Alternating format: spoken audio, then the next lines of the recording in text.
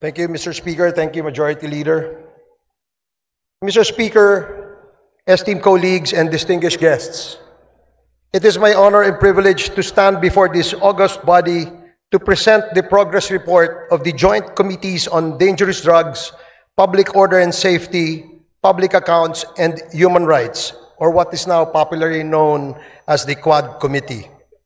This report is not merely an account of our work, Mr. Speaker. It is a solemn commitment to uncovering the truth, upholding justice, and crafting meaningful legislative solutions to address the scourges of illegal drug proliferation, unlawful land acquisition by foreigners, crimes linked to Philippine offshore gaming operators or POGOs, and extrajudicial killings.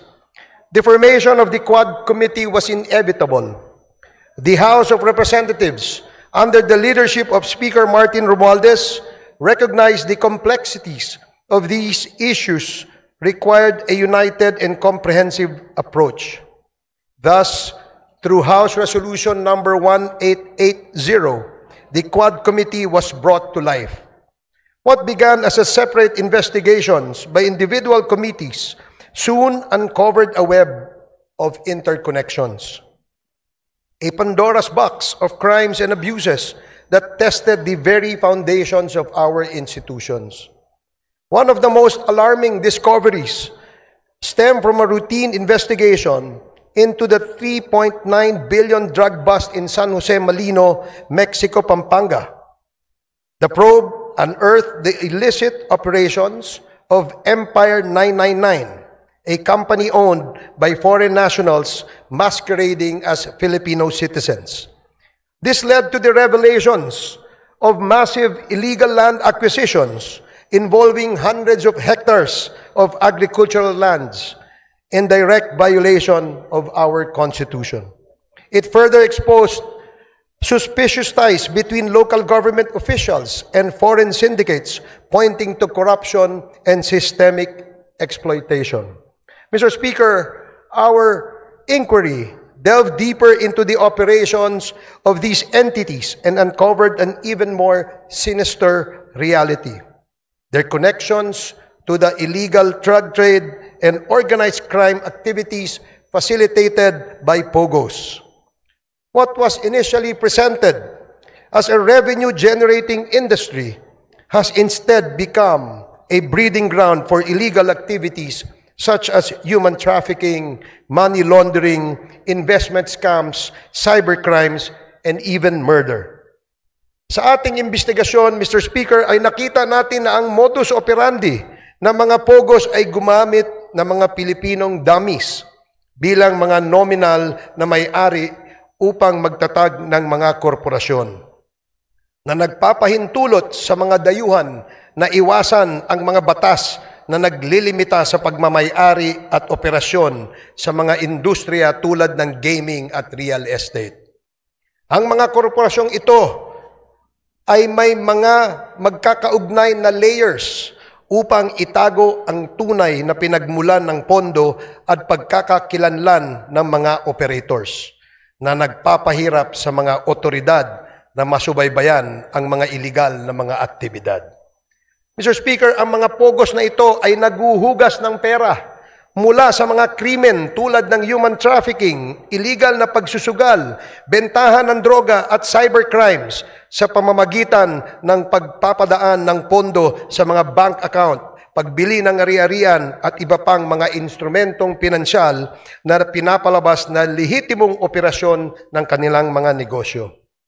Ang ganitong layering ay hindi lamang nagtatago sa iligal na pinagmulan ng pondo, kundi pinapaliit din ang binabayarang buwis at pinoprotektahan ang mga operator mula sa pagkakadiskubre.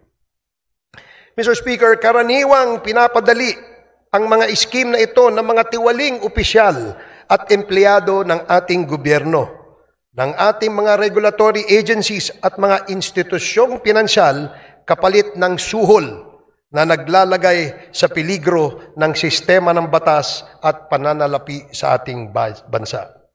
But perhaps the most chilling revelations, Mr. Speaker, pertains to the extrajudicial killings that have scarred our nation's history. The investigations brought to light a harrowing narrative of abuse of power and institutional impunity during the Duterte administration. Witness testimonies corroborated by evidence revealed a system that incentivized the killing of suspected drug personalities, a system modeled after the so-called Davao template and replicated nationwide. Mr. Speaker, this is not merely a report of the past wrongdoings, but a call to action. The Quad Committee has responded by filing concrete legislative measures aimed at addressing the gaps in our legal framework.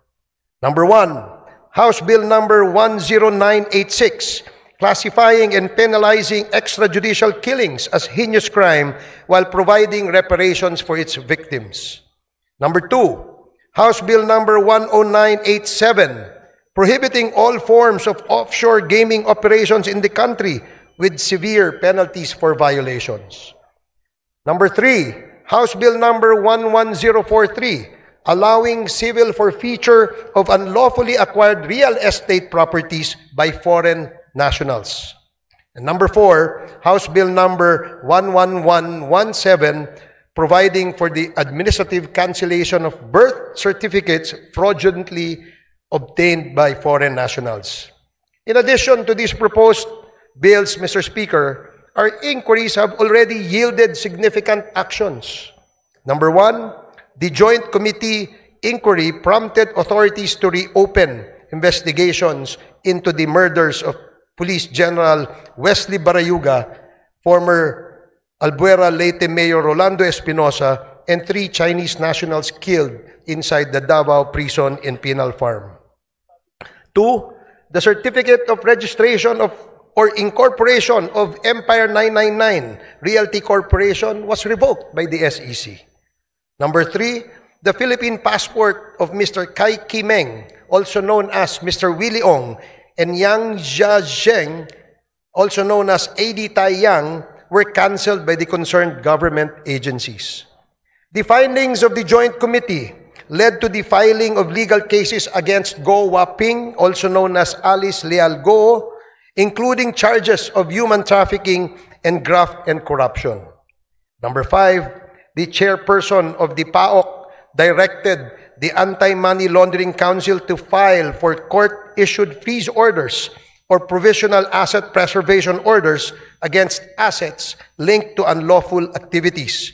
These include the following corporations: Lucky South Limited Corporation, Whirlwind Corporation, Biancham Holdings and Trading Incorporated, Empire 999 Realty Corporation, Sunflare Industrial Supply Corporation, Yatay Industrial Park Incorporated, Mexico 999 Industry Realty and Development Corporation. These actions underscore the progress achieved through our investigations in addressing systemic crimes and abuses. We have also recommended, Mr. Speaker, amendments to relevant laws, including the Anti-Money Laundering Act, the Anti-Trafficking in Persons Act, the Civil Registry Law, the Anti-Dummy Law, the Bank Secrecy Law, the new Philippine Passport Act, the Comprehensive Dangerous Drugs Act, the Cybercrime Prevention Act, the Tariff and Customs Code, the Revised Corporation Code, and the Local Government Code, among others. Mr. Speaker, in total, we have recommended at least 30 proposed legislations, and these measures aim to strengthen our legal frameworks and ensure that such abuses and misdeeds are prevented in the future. The Quadcom likewise recommends the filing of appropriate charges against the following. Number 1, personalities linked to the illegal drug trade, particularly those implicated in the seizure of 360 kilograms of shabu in Mexico, Pampanga. Kai Kimeng, alias also known as Willie Ong, Yang Jiazheng, also known as AD Tai Yang, Mayor Teddy Tumang, and all the incorporators of Empire 999. Number 2, perpetrators of crimes against humanity under Section 6, of Republic Act 9851 or the Philippine Act on Crimes Against International Humanitarian Law, Genocide, and Other Crimes Against Humanity.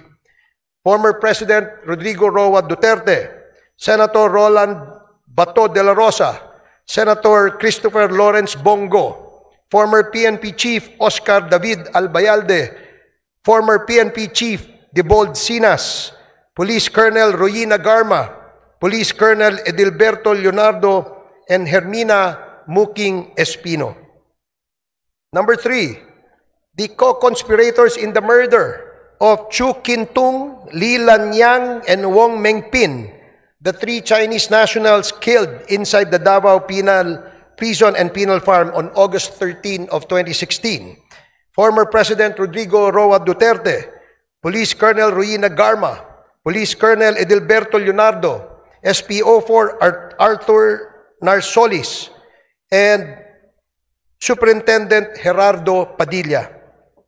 Number 4, individuals involved in the murder of General Wesley Barayuga, Police Colonel Royina Garma, Police Colonel Edilberto Leonardo, Police Lieutenant Colonel Santi Mendoza, former PNP officer Nelson Mariano, PSMS Jeremy Tox Kausapin, and Juan alias Loloy.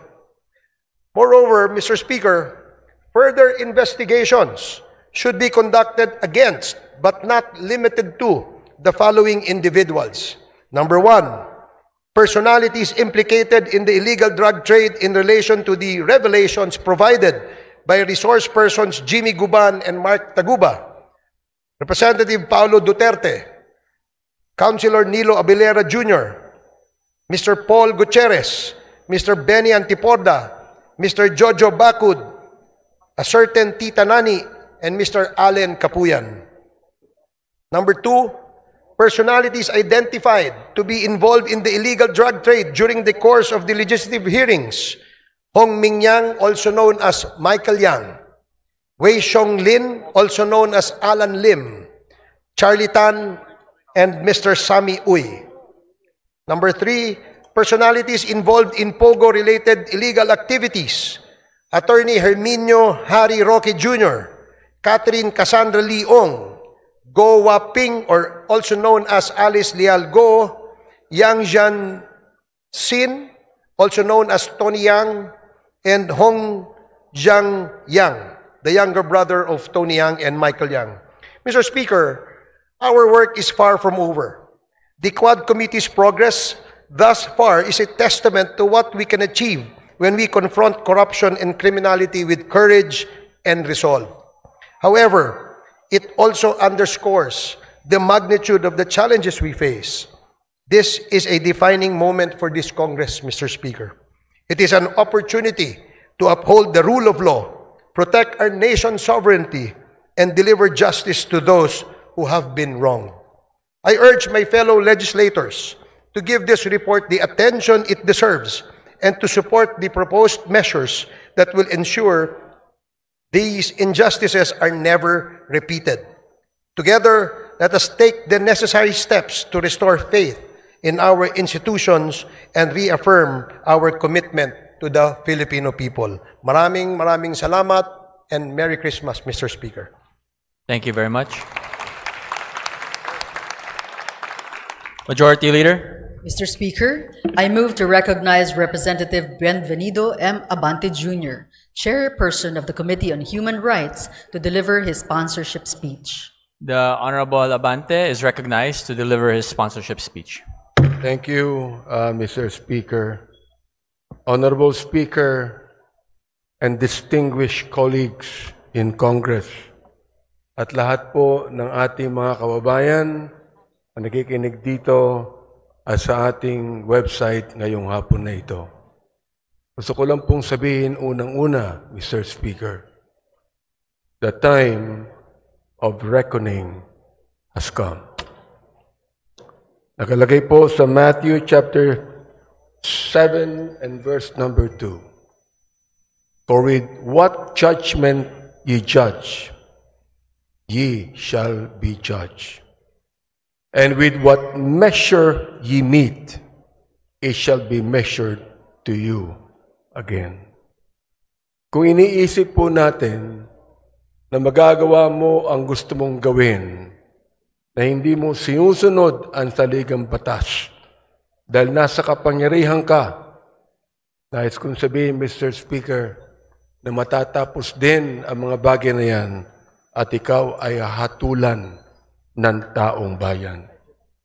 Ito pong House of Representatives ay ang bahay po ng taong bayan, sapagkat tayong lahat ay inelect ng taong bayan upang tayo ay magbusisi ng lahat ng katiwalaang nangyayari sa ating pamahalaan. I consider this a divine blessing to be able to rise today as the chair of the House Committee on Human Rights and co-chair of the Quad Committee to share the initial findings and recommendations of our inquiry, particularly into the extrajudicial killings that occurred during the previous administration's war on drugs. Inuulit ko po, Mr. Speaker, kakampi ako ng dating administrasyon kapag pinag-uusapan po ang pag-alis ng droga sa ating bansa. Sinabi ko po ito sa ating dating Pangulo. Ang hindi ko lang maintindihan kung bakit kinakailangan merong mapatay na more than 30,000 people upang mawala ang drugs na ito. Nawala ba ang drugs? Hindi. Nandun pa rin, Mr. Speaker.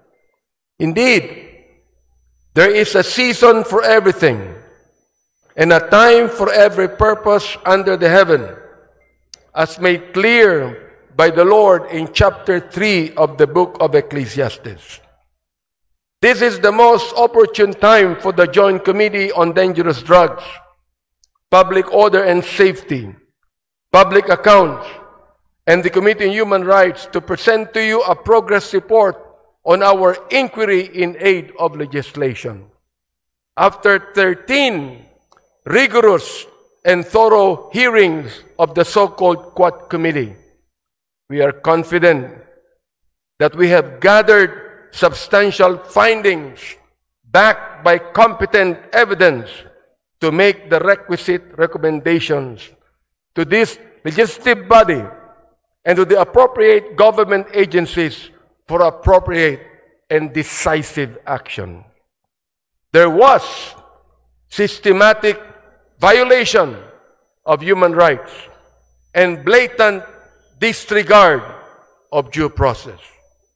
The deep probe into the extrajudicial killings, or AGKs, that occurred during the administration of former President Rodrigo Roa Duterte's war on drugs yielded a far deeper tragedy into the lives of the Filipino people rather than the protection and preservation thereof that it was heralded to accomplish. The numbers, Mr. Speaker and my dear colleagues, speak the scary truth. According to data from the Philippine National Police from July 1, 2016 to June 30 of 2022, 7,640 individuals were killed in official police operations. Of these documented deaths, 7,173 were drug pushers, 440 were drug users that should have been rehabilitated, not killed, and only 21 were drug lords. Mr. Speaker, from as far back as May 15, 2024, when my committee started digging into the EJ case, we had been presented with multiple reports indicating that there had been massive nationwide drug-related killings within the period July 2016 to June 2022.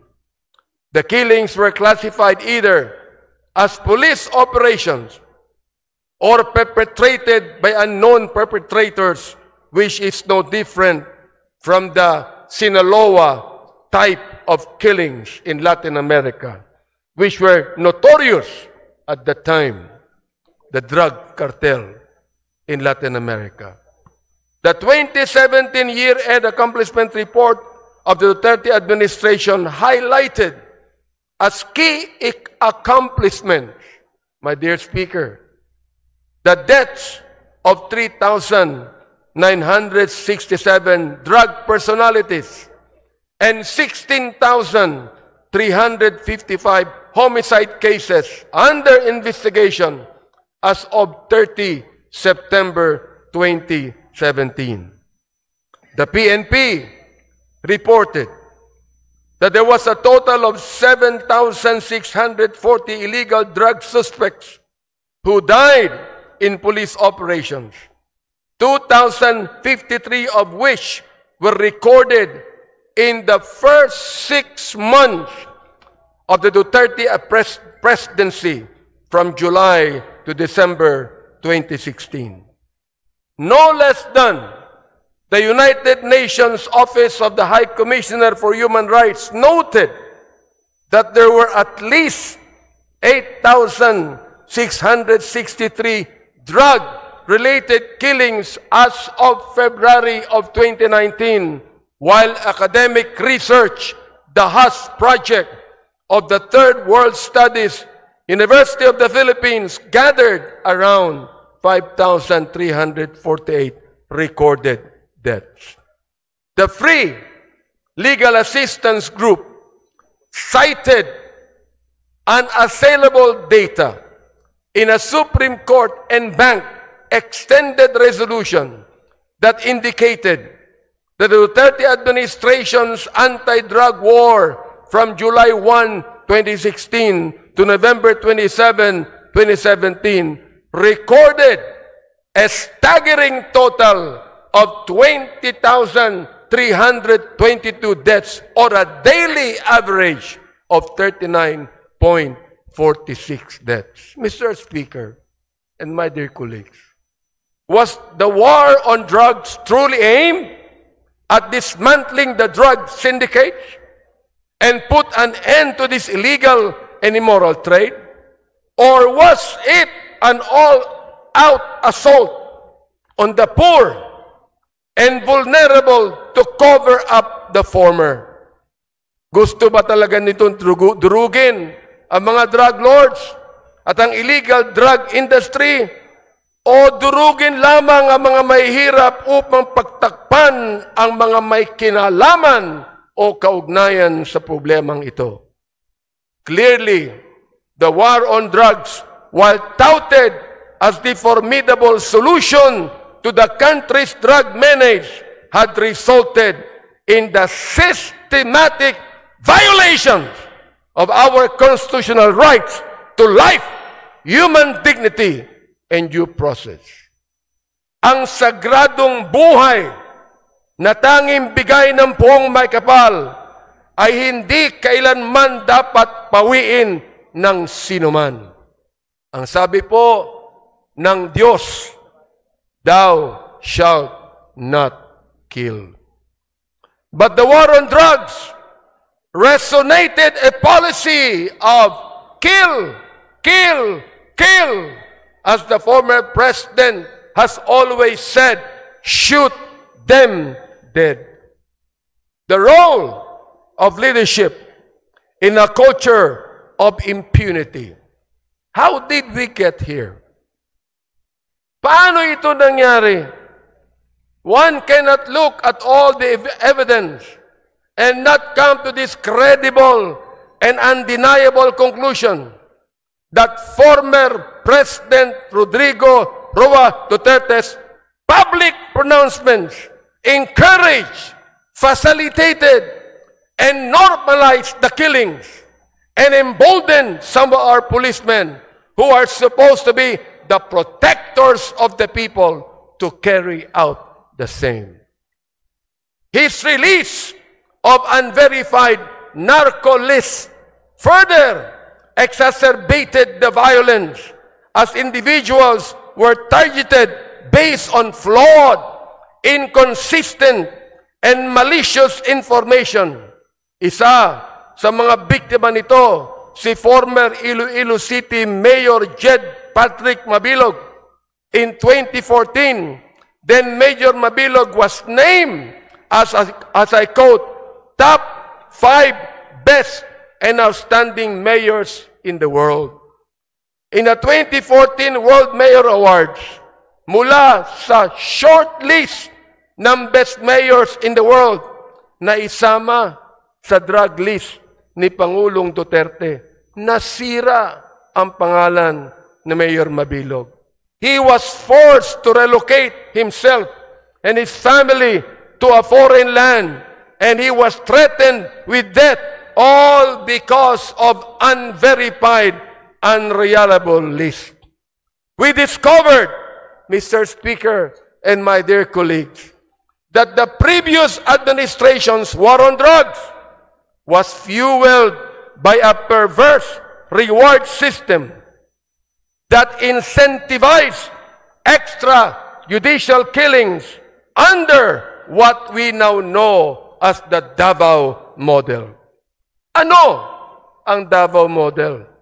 Under this system, police officers were given monetary rewards for killing drug suspects, transforming the duty of law enforcement from a system driven by justice into a system driven by bounties.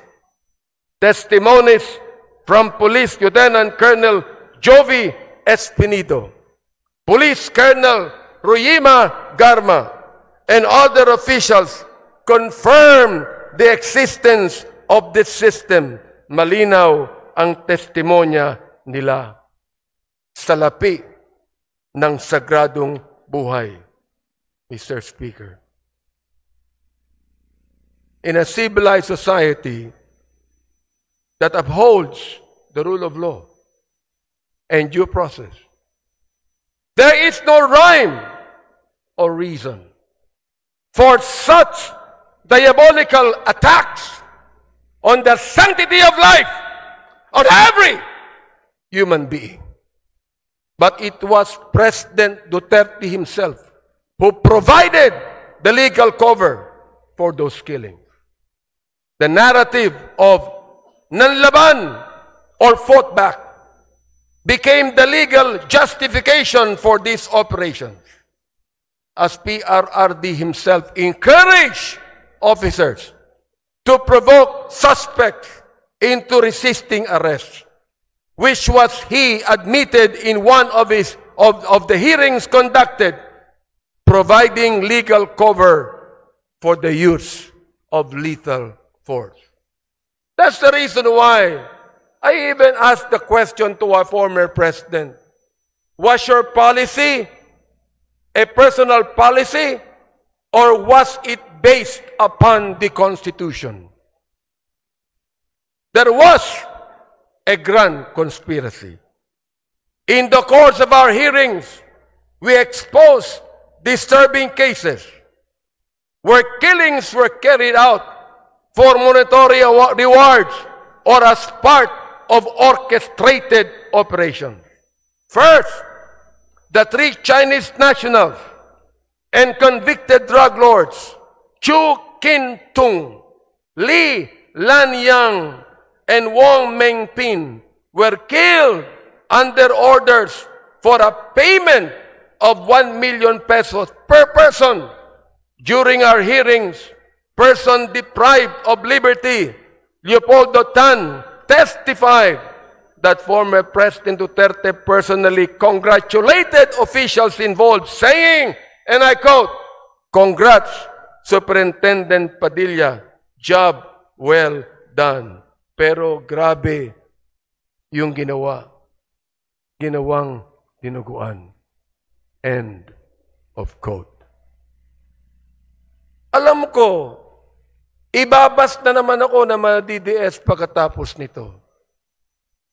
Gusto kong makinig kayong lahat. Alamin nyo nung muna ang batas. Bago nyo kami murahin. Bago nyo kami latiin. Alamin nyo muna ang batas. Sapagkat dito po, sa House na ito ay pinaglalaban namin hindi lamang ang katuwiran ng bawat tao, kundi ang tinatawag nating sanctity of life. Second, the assassination of Police General Wesley Barayuga, na binanggit na ng aming chairman. Witnesses testified that Barayuga was killed under instructions from police officials with a reward of 300,000 pesos given for his murder. Police Colonel Grijaldo, na kinontempo namin sa aming last Quadcom hearing. Nandito po siya ngayon. Maaaring narinig niya. Anong ginawa niya nung siya ang Chief of Police ng Mandaluyong City? Nang general na ito ay pinatay doon sa Mandaluyong. Walang police report. Walang investigation report. Walang ginawa ang Chief of Police na ito. Siya ba'y tinanggal sa pagiging Chief of Police? Hindi, mga kaibigan. Samantalang yan palagi ang SOP ng Philippine National Police. We heard testimony that revealed that police officers had killed quotas and were rewarded for complying with them. Police Lieutenant Colonel Espinido detailed that a 20,000 peso reward was paid per kill. Yan po ang kanyang statement. Our investigation also unearthed cases where the drug war served as a tool to eliminate competition among drug syndicates. Witnesses such as Mr. Kerwin Espinosa and former police officials SPO3 Artunio Las Cañas and Police Colonel Eduardo Acerto revealed the dark reality of a policy that prioritized kill, kill, kill over jail, jail, jail. Mr. Speaker, more data revealed how every effort was made to ensure that those involved in these killings were spared from the consequences of their actions. Of the over 8,351 deaths, the PNP's Internal Affairs Service reported that 99.17% of cases resulted in the exoneration of police officers. Just imagine. Of the 32,803 policemen charged for operations, only 30 were dismissed. These numbers expose a justice system that failed the victims and their families. Out of all this bloodshed, ano naman ang naging impact sa paggamit ng droga? Mr. Speaker, the Dangerous Drugs Board admitted that the drug war resulted in only a slight decline in drug use. The figure of 4 million drug users that former President Duterte cited at the start of his term had no verified basis. Sinabi pa niya na itong si Adolf Hitler pumatay ng 3 milyon ng mga Hudyo. Mali pa ang sinabi niya. 6 million po ang napatay niya. Kaya dapat patayin ang 3 milyon ng mga drug pushers.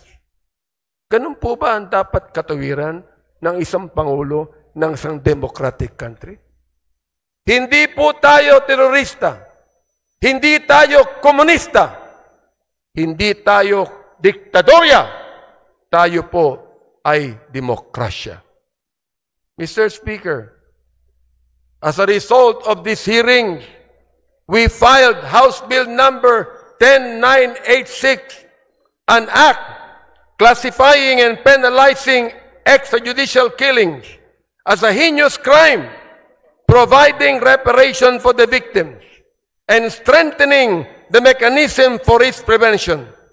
This bill, otherwise known as the Anti-Extrajudicial Killing Act, defines extrajudicial killing as any killing other than that imposed by the state pursuant to the provisions of the Constitution on heinous crimes, or a deliberate and arbitrary killing of any person not authorized by a previous judgment pronounced by a competent court, committed by a public officer, personal authority, agent of a personal authority, or any person who is acting under the actual or apparent authority of the state.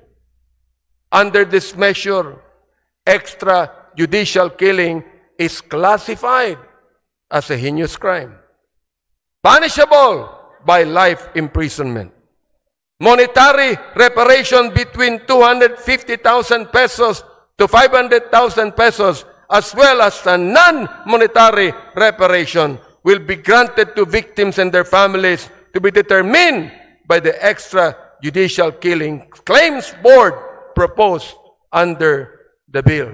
Sana po maging batas na po ito. Next, we recommend the passage of a death in custody or under Police Operations Act. This will institutionalize official recording and reporting of deaths during police operations in custody with mandatory annual reports as submitted to Congress, DOJ, and the CHR. The establishment of a national interagency investigative body, an independent agency tasked to investigate EJKs and the other human rights abuses committed by state and non-state actors. The creation of an independent international affairs service that is autonomous to ensure accountability free from the PNP influence. We also recommend the filing of appropriate charges against officials responsible for these atrocities. We recommend that cases be filed under Section 6, Crimes Against Humanity, under the International Humanitarian Law, Republic Act 9851, against former President Rodrigo Roa Duterte, Senator Ronald Bato de la Rosa, former PNP Chief Oscar David Albayalde, and former PNP Chief De Bolsinas, among others. We also recommend reparations for victims of EJKs, strengthening the Commission on Human Rights, and enacting prevention measures to ensure that none of these horrendous abuses to human rights will ever happen again. Mga kababayan, as stewards of justice and as the representatives of our people, it is our moral and sacred duty to hold the perpetrators accountable and to uphold the value of every human life. Nais ko sang sabihin sa inyo na ang distrito ko po ay drug-free. Pero walang napatay. Kahit isa. Pwede naman pala eh.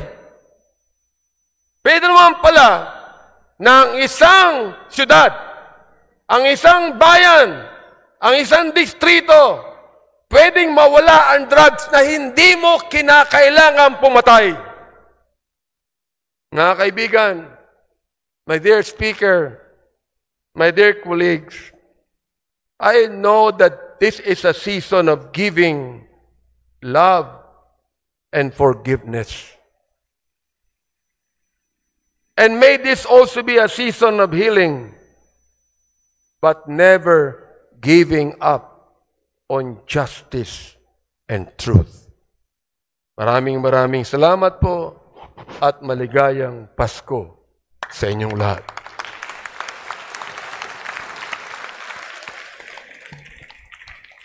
Thank you very much, Majority Leader. Mr. Speaker, I move to recognize Representative Dan S. Fernandez, Chairperson of the Committee on Public Order and Safety, to deliver his sponsorship speech. The Honorable Dan Fernandez is recognized to deliver his sponsorship speech. Thank you so much, Mr. Speaker. Maraming po salamat at don't worry, maikli lang po to, hindi katulad nung kay Chairman Abante na napakahaba at napaka-emotional. Mr. Speaker, distinguished colleagues and guests in the plenary hall, magandang hapon po sa ating lahat.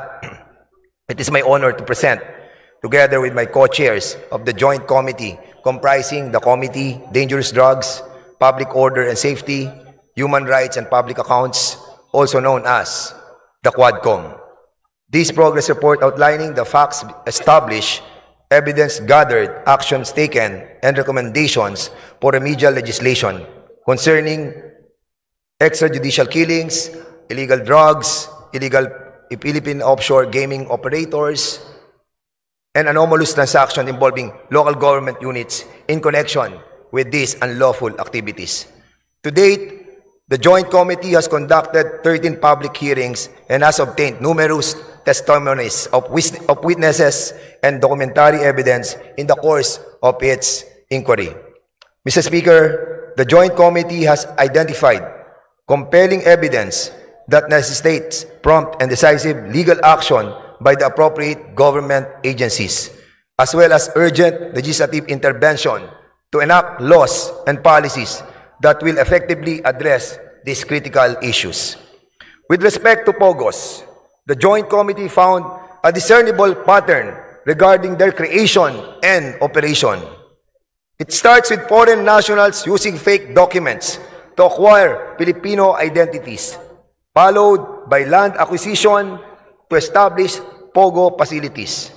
The construction of several buildings worth billions of pesos, the execution of lease agreements between two corporations with interlocking ownerships, followed by the application for POGO license with the Philippine Amusement and Gaming Corporation. This was also established that criminal syndicates composed of Chinese nationals pretending to be Filipino citizens operate within the country and are responsible for various criminal activities facilitated through POGOs, including human trafficking, internet scams, and money laundering. Some of these Chinese nationals have links to the drug trade. These POGO companies include Hongsheng Gaming Technology in the Baofu compound in Bamban, were facilitated by Go Waping, also known as the former Bamban Mayor Alice Guo. Lucky South 99, situated in the Whirlwind Corporation, leased property in Porac, Pampanga, identified with Catherine Cassandra Leong and Attorney Herminio Harry Roque Jr. At kasama rin po dito si Sean Wei Technology owned by Alan Lim, also known as Wei Xiong Lim, together with his wife, Rose Nono Lin.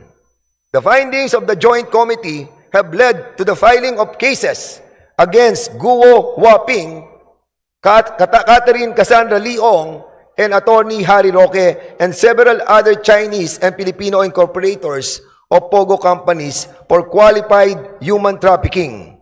Money laundering cases have also been lodged against them.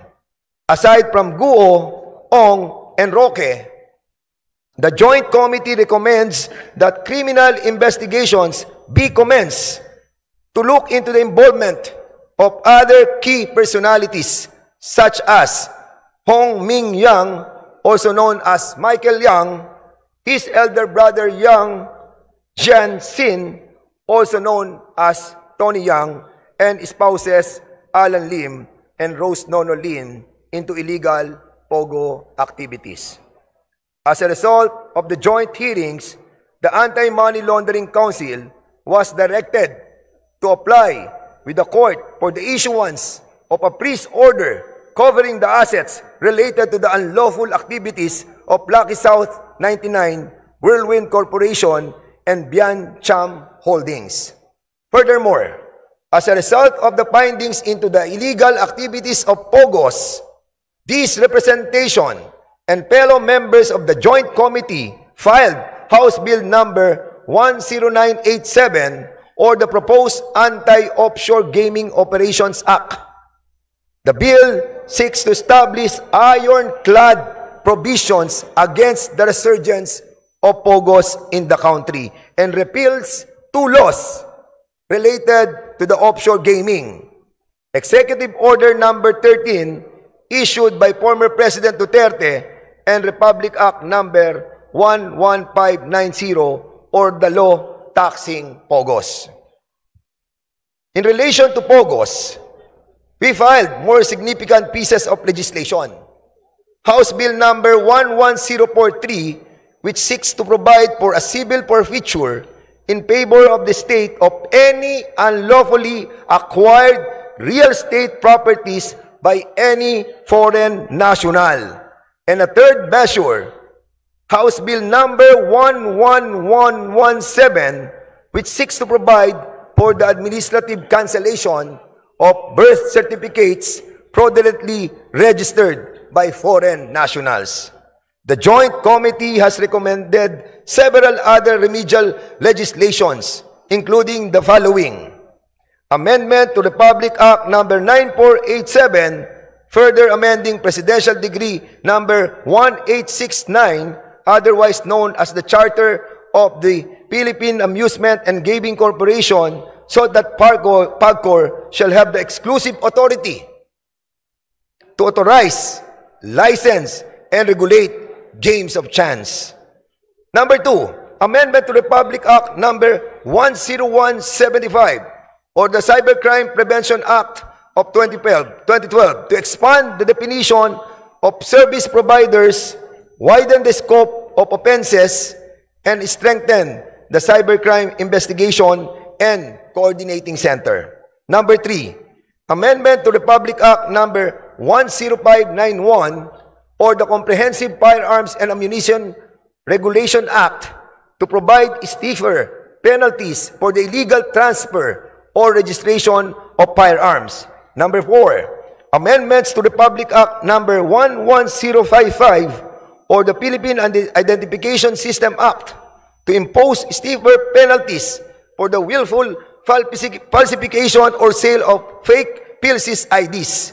Number 5, amendment to Republic Act Number 11934 or the Subscriber Identity Module Registration Act to limit the number of blank SIM cards that are sold to resellers or to require the pre-activation of SIM cards that are sold in bulk quantities.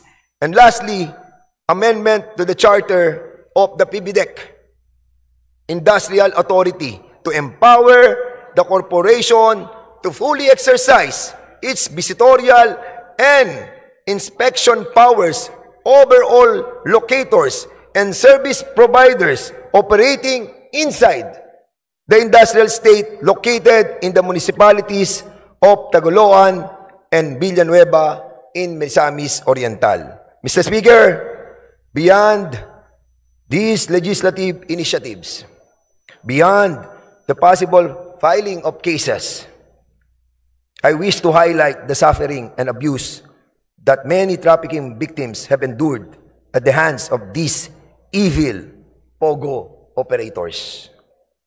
The trauma, their deaths, can never be rectified by laws alone. We must fight to ensure that they obtain justice and are afforded counseling and rehabilitation. Let us not leave them by the wayside. Ang karumal-dumal na gawain na kapaloob sa operasyon ng POGO ay isang bagay na hindi maitatago ng mga taong nakinabang sa operasyon na ito. Politiko, negosyante, mga banyaga at marami pang iba. Itago man, pilit man, ay kusa namang ilalabas ng tadhana ang katotohanan kung ano ang dilim sa likod ng operasyon ng sugal na ito na sumisira sa kaayusan at imahe ng ating bansa. Ang mga buhay na mapabanyaga man o lokal nating kababayan na kinuha ang kanilang buhay ng mga mapag-abusong tagapamahala ng mga POGO ay ibinubulid na ang kaluluwa sa impyerno.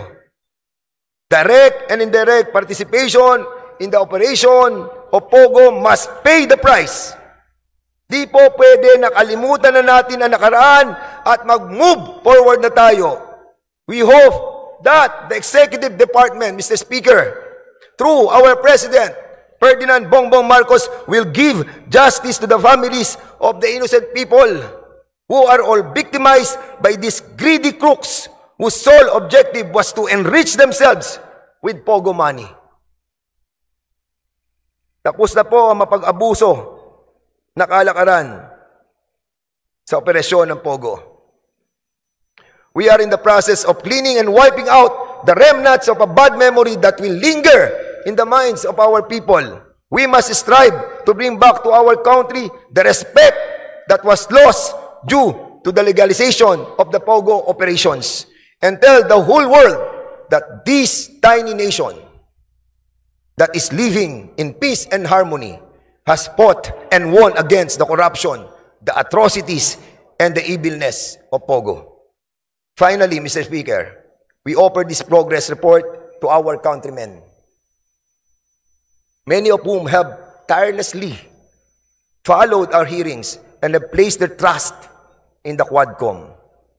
Taus-puso po ang aming pasasalamat sa inyong walang sawang pagsubaybay, sa inyong buong suporta at tiwala. We stand with you in the pursuit of truth and justice. Maraming salamat po. Thank you very much. Majority Leader. Mr. Speaker, I move to recognize Representative Joseph Stephen Carapzas Paduano, Chairperson of the Committee on Public Accounts, to deliver his sponsorship speech. Representative Paduano is recognized to deliver his sponsorship speech. Thank you, Mr. Speaker. Thank you, Majority Floor Leader. Mr. Speaker, my dear colleagues, ladies and gentlemen, good afternoon. Mr. Speaker, before I proceed, once again, let me remind my co-chair, Chairman Abante and Chairman Dan Fernandez, for not once again following our agreement, for not exceeding at least the maximum 10 minutes in their speech. Mr. Speaker, at the outset, I would like to express my gratitude to the leadership for allowing me to be a part of this endeavor, which I believe will greatly contribute to the nation.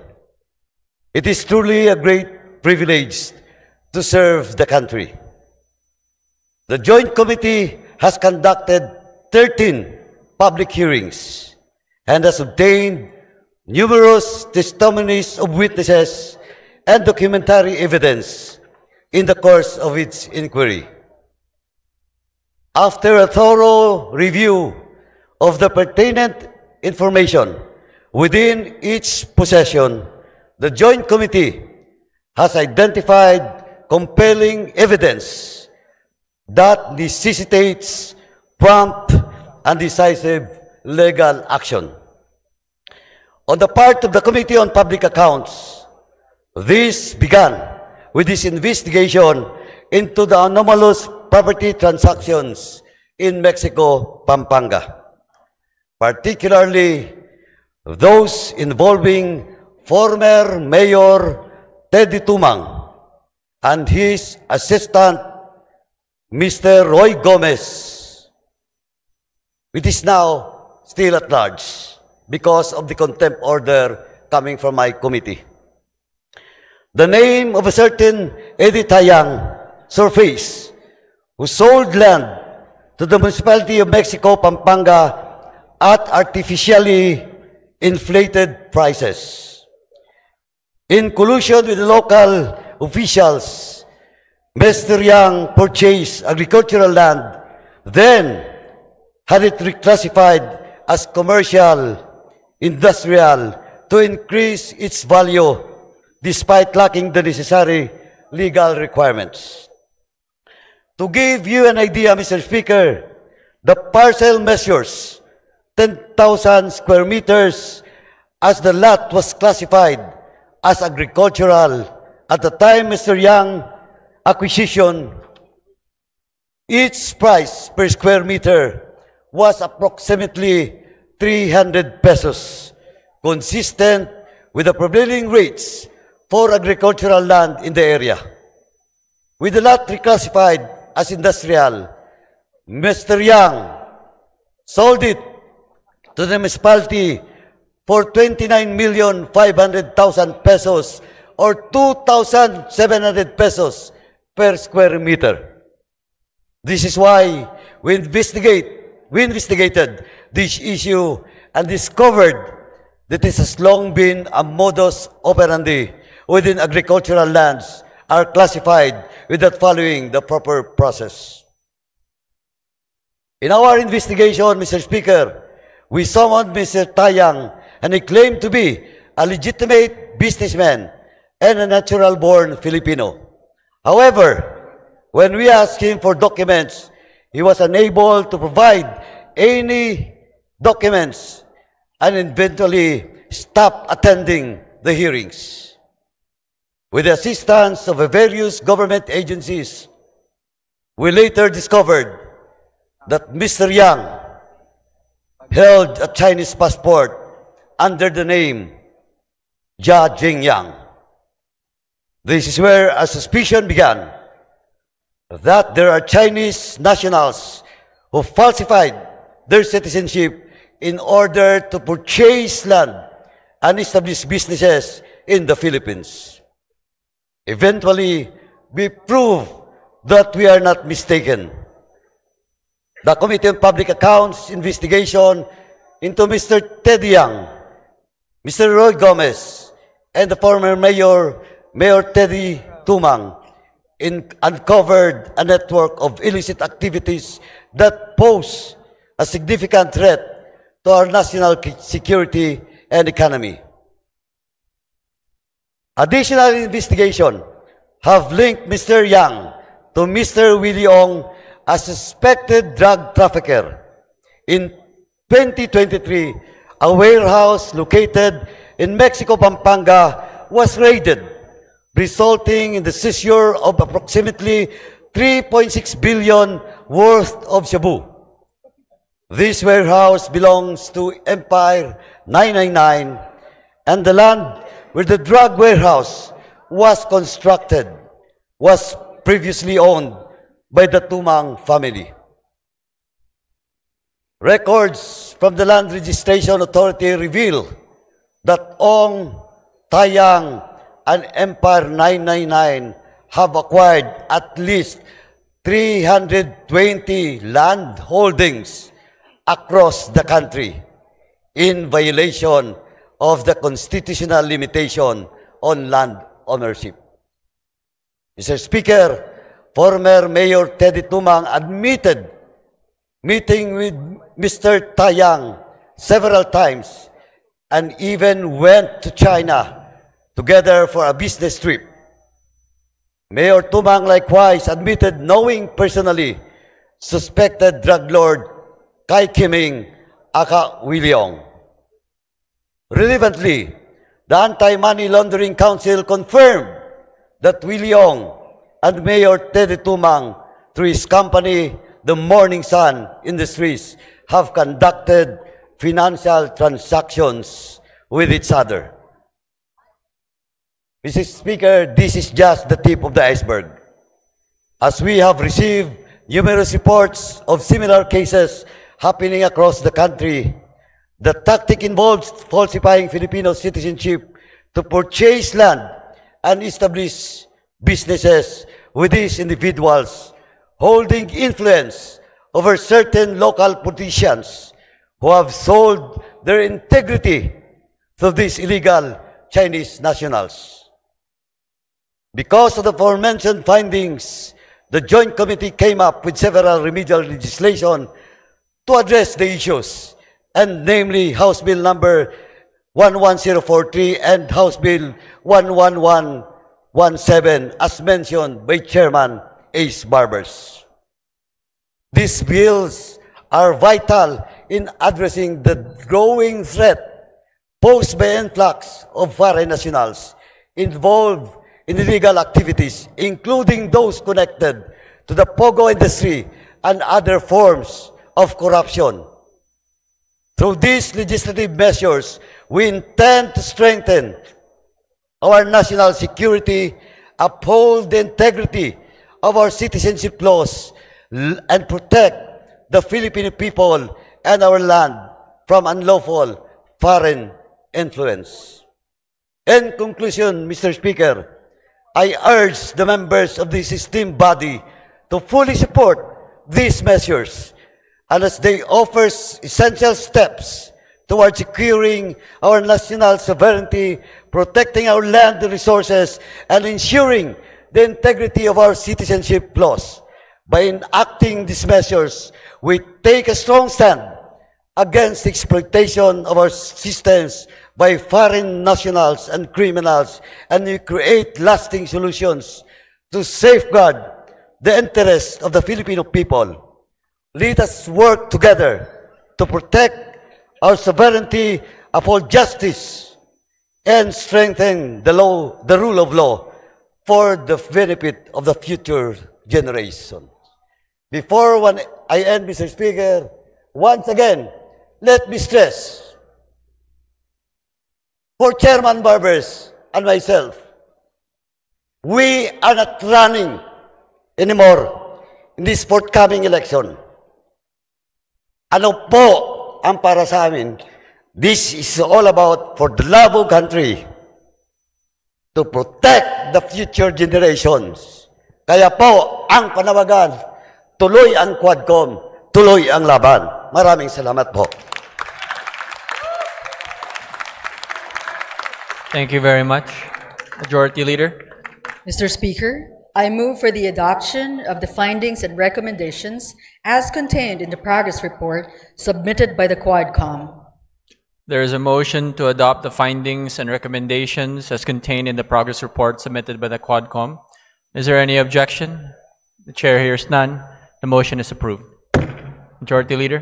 Mr. Speaker, pursuant to the Quadcom's recommendation for the immediate conduct of more in-depth investigations and/or preliminary investigations on certain public officers, private individuals, corporations, and other entities summoned in this legislative investigation, and institute the filing of proper cases if warranted, I move that the progress report of the Quadcom be transmitted to the agencies mentioned in the aforementioned report for their appropriate action. I so move, Mr. Speaker.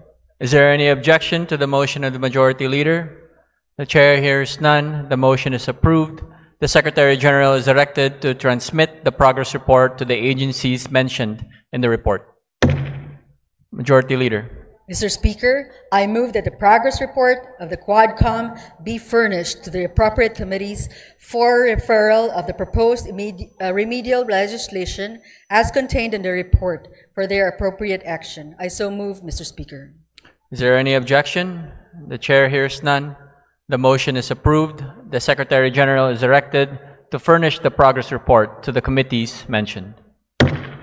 Majority Leader. Mr. Speaker, considering that the Quadcom have not terminated its hearings on the subject, the progress report is without prejudice to its submission of a committee report containing additional findings and recommendations. The manifestation of the Majority Leader is duly noted. Majority Leader. Mr. Speaker, I move for the consideration of House Resolution 2147, copies of which have been distributed to the members, and for this purpose, may we request that the Secretary General be directed to read the title of the House Resolution. Is there any objection? The chair hears none. The Secretary General is directed to read the title of the House Resolution 2147. House Resolution 2147, Resolution authorizing the Committees on Public Order and Safety, Information and Communications Technology, and Public Information to conduct a joint inquiry in aid of legislation on the rampant posting of false and malicious content in social media platforms while safeguarding freedom of speech and ensuring digital safety. Majority Leader. Mr. Speaker, I move to adopt House Resolution 2147. There is a motion to adopt House Resolution 2147. All those in favor, please say aye. All those against, say nay. The ayes have it. House Resolution number 2147 is hereby adopted. Majority Leader, Mr. Speaker, I move that we suspend session for a few minutes. session is suspended.